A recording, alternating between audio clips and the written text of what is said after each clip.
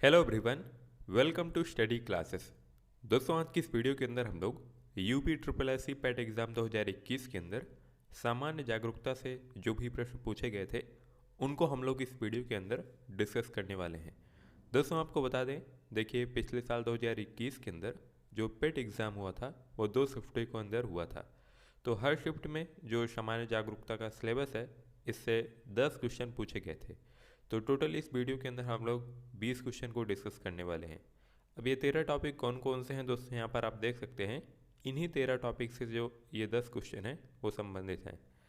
तो चलिए दोस्तों शुरू करते हैं।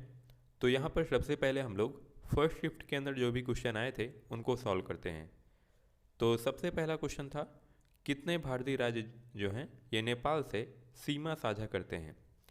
तो दोस्तों, जैसा कि आप जानते होंगे, नेपाल जो है ये एक भारत का पड़ोसी देश है। तो भारत के जो 5 राज्य हैं ये नेपाल से अपनी सीमा साझा करते हैं। अब दोस्तों, ये 5 राज्य कौन कौन से हैं इनके नाम भी आपको पता होना चाहिए। तो यहाँ पर मैं आपको मैप के माध्यम से बताता हूँ। तो दोस्तों, यहाँ पर आप देख सकते हैं उत्तराखंड, उत्तर प्रदेश, बिहार, पश्चिम बंगाल और सिक्किम, ये भारत के 5 राज्य हैं जो कि नेपाल से अपनी सीमा साझा करते हैं। इनके नाम आपको याद रखने हैं। और दोस्तों, यहाँ पर आपको एक पॉइंट और याद रखना है कि नेपाल के साथ जो है भारत टोटल कितने किलोमीटर की सीमा साझा करता है। तो ये है दोस्तों 1751 किलोमीटर। तो ये भी आपको याद रखना है। इन राज्यों में अगर हम बात करें दोस्तों, सबसे ज़्यादा किसकी सीमा लगती है, तो वो लगती है दोस्तों बिहार की। तो ये सभी पॉइंट आपको याद रखने हैं। दोस्तों, अगर हम नेपाल के बारे में कुछ अन्य इम्पॉर्टेंट पॉइंट बताऊं जो कि आपकी परीक्षा के लिए बहुत ही ज़्यादा हेल्पफुल रहेगी।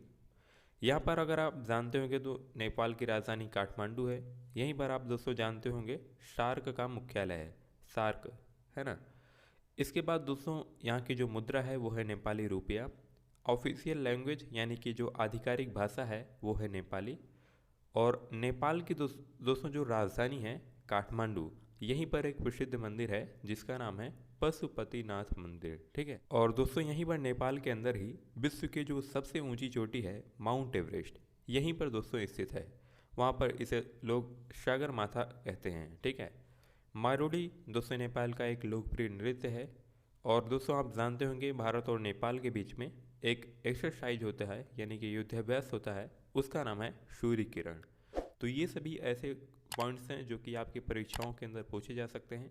तो यहाँ पर मैंने कवर कर दिया है, तो इन्हें आपको अच्छे से याद रख लेना है। इसके बाद दोस्तों जो नेक्स्ट क्वेश्चन था, निम्न में से कोस्टा रिका की राजधानी कौन सी है। तो दोस्तों, यहाँ पर सबसे पहले आपको पता होना चाहिए कि कोस्टा रिका है कहाँ। देखिए मैप में अगर आप देखेंगे तो कोस्टा रिका आपको यहाँ पर मध्य अमेरिका के अंदर आपको मिलेगा। तो इसकी जो राजधानी है वो है दोस्तों सैन जोस। तो इसका उत्तर हो जाएगा ऑप्शन नंबर बी। और साथ ही साथ यहाँ पर जो मुद्रा चलती है उसका नाम भी आपको याद रखना है, हो सकता है इस बार परीक्षा के अंदर आ जाए। तो यहाँ की जो मुद्रा है वो है दोस्तों कोस्टा रिका कोलन। तो ये आपको याद रखना है। इसके बाद दोस्तों नेक्स्ट क्वेश्चन है, केंद्र शासित प्रदेश लक्षद्वीप की आधिकारिक भाषा क्या है, यानी कि जो यहाँ की ऑफिशियल लैंग्वेज है उसके बारे में आपको बताना है। तो दोस्तों, यहाँ की जो ऑफिशियल लैंग्वेज है वो है दोस्तों मलयालम। ठीक है। और लक्षद्वीप जानते होंगे ये एक केंद्र शासित प्रदेश है। यहाँ की दोस्तों राजधानी है कवरत्ती। दोस्तों, अगर हम लक्षद्वीप के बारे में कुछ और इम्पॉर्टेंट पॉइंट बताऊँ तो आप जानते होंगे लक्षद्वीप जो है ये भारत के अंदर क्षेत्रफल की दृष्टि से और साथ ही साथ जनसंख्या की दृष्टि से भारत का सबसे छोटा केंद्र शासित प्रदेश है। यहाँ पर मात्र 32 वर्ग किलोमीटर स्क्वायर के अंदर ये फैला हुआ है। तो लक्षद्वीप के बारे में ये सभी पॉइंट आपको याद रखना है। इसके बाद दोस्तों नेक्स्ट क्वेश्चन है, भारत के संविधान के अनुसार लोकसभा के सदस्यों की अधिकतम संख्या क्या है। दोस्तों, वेरी वेरी इंपॉर्टेंट क्वेश्चन है। तो इसका राइट आंसर होगा ऑप्शन नंबर डी, 552। तो लोकसभा के सदस्यों की जो मैक्सिमम सीट है वो है दोस्तों 552। लोकसभा के बारे में कुछ इंपॉर्टेंट पॉइंट दोस्तों आपको याद रखना है। देखिए, जैसा कि आप जानते होंगे लोकसभा को हम लोग निम्न सदन के नाम से जानते हैं। ठीक है, इसको निम्न सदन कहते हैं। ठीक है। और इसका जो भारतीय संविधान के अनुच्छेद 81 के अंतर्गत लोकसभा का गठन किया जाता है। मैंने आपको बताया इसमें मैक्सिमम सीट 552 है, जिसमें से 530 जो है ये राज्यों से होती हैं, 20 केंद्र शासित प्रदेशों से, साथ ही साथ इसमें दोस्तों 2 आंग्ल भारतीय समुदाय से होती हैं। लेकिन 104वें संविधान संशोधन अधिनियम के तहत अब इसे आरक्षण को समाप्त कर दिया गया है। ठीक है, तो ये पॉइंट्स आपको याद रखने हैं। अगर हम बात करें दोस्तों वर्तमान के अंदर, तो वर्तमान में टोटल 543 सीट हैं, जिसके अंदर राज्यों से 524 हैं और केंद्र शासित प्रदेशों से 19 सीटें हैं। तो ये सभी पॉइंट आपको इस क्वेश्चन से संबंधित याद रखने हैं, आपकी परीक्षाओं के अंदर पूछे जा सकते हैं। नेक्स्ट क्वेश्चन है दोस्तों, हिंदी दिवस कब मनाया जाता है? दोस्तों वेरी वेरी इंपॉर्टेंट क्वेश्चन है। तो आप सभी इसका आंसर जानते होंगे, हर साल 14 सितंबर के दिन भारत में हिंदी दिवस के रूप में मनाया जाता है, क्योंकि दोस्तों इसी दिन 14 सितंबर 1949 को संविधान सभा ने हिंदी को राजभाषा का दर्जा प्रदान किया था। इसी कारण जो है हर साल 14 सितंबर के दिन भारत में हिंदी भाषा के प्रचार प्रसार के उद्देश्य से हिंदी दिवस मनाया जाता है। और दोस्तों आप बता दें, इसी तरीके से दुनिया भर के अंदर विश्व हिंदी दिवस भी मनाया जाता है, जो कि 10 जनवरी के दिन होता है। तो ये दोनों आपको याद रखना है।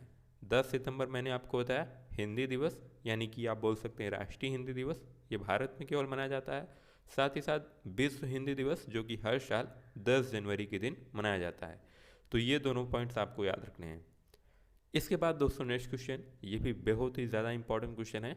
इनमें से कौन सा देश जो है ये सार्क का सदस्य नहीं है, आपको बताना है। तो सबसे पहले आपको पता होना चाहिए कि सार्क के अंदर कौन कौन से देश जो हैं वो मेंबर हैं, तब आप इस क्वेश्चन का जो है अच्छे से राइट कर सकते हैं। तो यहाँ पर सबसे पहले मैं आपको सार्क के बारे में बताता हूँ। तो दोस्तों देखिए, सार्क का जो पूरा नाम है वो है south Asian association for regional corporation, यानी कि अगर हिंदी में इसका नाम देखें तो ये है दक्षिण एशियाई क्षेत्रीय सहयोग संगठन। तो दोस्तों यहाँ पर मैं आपको बता दूँ, सार्क जो है ये दक्षिण एशिया का 8 देशों का एक आर्थिक और राजनीतिक संगठन है। ठीक है, इसकी स्थापना 8 दिसंबर 1985 में हुई थी। इसका जो मुख्यालय है ये नेपाल की राजधानी काठमांडू के अंदर है। और जैसे कि मैंने आपको बताया दोस्तों, इसमें 8 देश हैं। अब ये कौन कौन से हैं, इनके नाम आपको ज़रूर याद होने चाहिए। सबसे पहले भारत, फिर पाकिस्तान, अफ़गानिस्तान, इधर है नेपाल, इधर है दोस्तों भूटान, फिर बांग्लादेश, फिर इधर है श्रीलंका और इधर है मालदीव। तो ये 8 देश हैं जो कि सार्क के अंदर मेंबर्स हैं। ठीक है, तो इनके नाम आपको पता होना चाहिए। अब यहाँ पर अगर आप ऑप्शन में देखें तो नेपाल ये तो सार्क का सदस्य है, बांग्लादेश ये भी यहाँ पर देख सकते हैं ये सार्क का सदस्य है, अफगानिस्तान ये भी सार्क का सदस्य है। ठीक है, तो यहाँ पर एक ही ऑप्शन बचता है म्यांमार, जो कि सार्क का सदस्य नहीं है। तो इसका राइट आंसर हो जाएगा ऑप्शन नंबर डी। ठीक है, बात करें दोस्तों यहाँ पर सार्क के पहले शिखर सम्मेलन के बारे में, तो जो सार्क का पहला शिखर सम्मेलन हुआ था ये हुआ था दोस्तों 1985 के अंदर बांग्लादेश में। तो ये सभी पॉइंट आपको सार्क के यानी कि इस क्वेश्चन से संबंधित आपको याद रखने हैं। इसके बाद दोस्तों जो नेक्स्ट क्वेश्चन है आपको बताना है, निम्न में से किस स्थान पर अजंता एलोरा की गुफाएं स्थित हैं? दोस्तों आप जानते होंगे जो अजंता और एलोरा की गुफाएं हैं ये महाराष्ट्र के अंदर औरंगाबाद के अंदर स्थित है। ठीक है, ये महाराष्ट्र के अंदर एक ज़िला है औरंगाबाद, वहीं पर अजंता और एलोरा की गुफाएं हैं। ठीक है, तो ये आपको याद रखना है। नेक्स्ट क्वेश्चन है दोस्तों, ओणम किस भारतीय राज्य या केंद्र शासित प्रदेश का सांस्कृतिक उत्सव है? दोस्तों बहुत ही easy and very important question है। आप जानते होंगे जी ओणम जो है ये केरल का प्रमुख त्यौहार है। ठीक है, केरल के अंदर मुख्य रूप से मनाया जाता है और ये वहाँ का राष्ट्रीय पर्व भी है केरल का। तो ये जो उत्सव होता है दोस्तों ये सितंबर या अगस्त लास्ट में मनाया जाता है। इसमें राजा महाबली के स्वागत के अंदर प्रतिवर्ष जो होता है इस उत्सव का आयोजन किया जाता है, जो कि 10 दिनों तक चलता है। ठीक है, इसके बाद दोस्तों नेक्स्ट क्वेश्चन है, निम्नलिखित में से कौन सा जो ग्रह है सबसे नज़दीक है? वेरी इजी क्वेश्चन था, आप सभी इसका राइट आंसर जानते होंगे। इस क्वेश्चन का राइट आंसर था ऑप्शन नंबर डी बुध। यहाँ पर आप देख भी सकते हैं सूर्य के निकट सबसे जो नज़दीक ग्रह है वो है बुध, फिर शुक्र, फिर पृथ्वी, फिर मंगल, फिर ऐसे इसी क्रम के अंदर हैं। इसके बाद दोस्तों नेक्स्ट क्वेश्चन था, नोबेल पुरस्कार जीतने वाले प्रथम एशियाई कौन थे? दोस्तों बहुत ही ज़्यादा इंपॉर्टेंट क्वेश्चन है। फोटो देखते ही आप लोग पहचान गए होंगे कि इनका नाम क्या है। तो ये हैं दोस्तों रविन्द्रनाथ टैगोर। ठीक है, इन्हें 1913 के अंदर इनकी जो काव्य रचना थी गीतांजलि के लिए साहित्य का जो नोबेल पुरस्कार होता है उसको दिया गया था। तो ये एशिया के प्रथम ऐसे व्यक्ति थे। तो इनके बारे में आपको इतना पॉइंट याद रखना है। अब दोस्तों यहाँ तक हम लोगों ने फर्स्ट शिफ्ट के अंदर जो 10 क्वेश्चन थे उनको कवर कर लिया है। अब आगे हम लोग सेकंड शिफ्ट के अंदर जो 10 क्वेश्चन थे उनको डिस्कस करते हैं। तो सेकंड शिफ्ट के अंदर जो पहला क्वेश्चन था, निम्न में से किस देश को थंडर ड्रैगन की भूमि के नाम से जाना जाता है। दोस्तों बहुत ही इंपॉर्टेंट क्वेश्चन है। देखिए जो थंडर ड्रैगन के भूमि के नाम से जाना जाता है वो देश है दोस्तों भूटान। अब भूटान के बारे में भी कई सारे क्वेश्चन दोस्तों आपके एग्जाम के अंदर बनते हैं। तो यहाँ पर मैं आपको बता दूँ, देखिए भूटान सबसे पहले बार तो ये आपसे पूछा जा सकता है कि भूटान के साथ कितने राज्य जो हैं ये अपनी सीमा साझा करते हैं। तो भारत के ऐसे 4 राज्य हैं जो कि भूटान के साथ अपनी सीमा साझा करते हैं। इनके नाम भी आपको याद होना चाहिए। ये राज्य कौन कौन से हैं यहाँ पर आप मैप के माध्यम से देख सकते हैं। इधर सबसे पहले आप देख सकते हैं सिक्किम है, ठीक है, फिर इसके नीचे पश्चिम बंगाल है, फिर इधर दोस्तों असम है, फिर इधर अरुणाचल प्रदेश। तो ये भारत के 4 राज्य हैं जो कि भूटान के साथ अपनी सीमा साझा करते हैं, टोटल 699 किलोमीटर की, ठीक है। तो ये पॉइंट्स आपको याद रखने हैं। और दोस्तों अगर हम बात करें इनमें सबसे ज़्यादा किस राज्य की सीमा लगती है, तो यहाँ पर आप दोस्तों देख सकते हैं 32 किलोमीटर तो सिक्किम की लगती है, पश्चिम बंगाल की 183 किलोमीटर, असम की 267 किलोमीटर और अरुणाचल प्रदेश की 217 किलोमीटर। तो सबसे ज़्यादा यहाँ पर आप देख सकते हैं असम की लगती है और सबसे कम 32 किलोमीटर मात्र सिक्किम की लगती है। तो ऐसे भी पूछ लिया जाता है एग्जाम के अंदर कि बताइए भूटान के साथ भारत का कौन सा राज्य है जो कि सबसे लंबी सीमा साझा करता है।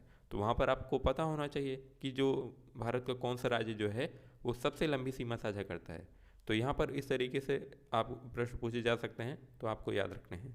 भूटान के बारे में कुछ अन्य इंपॉर्टेंट पॉइंट दोस्तों मैं आपको बताऊँ तो भूटान की राजधानी थिम्पू है और यहाँ की जो मुद्रा है वो है दोस्तों नेगुलत्रम, ठीक है।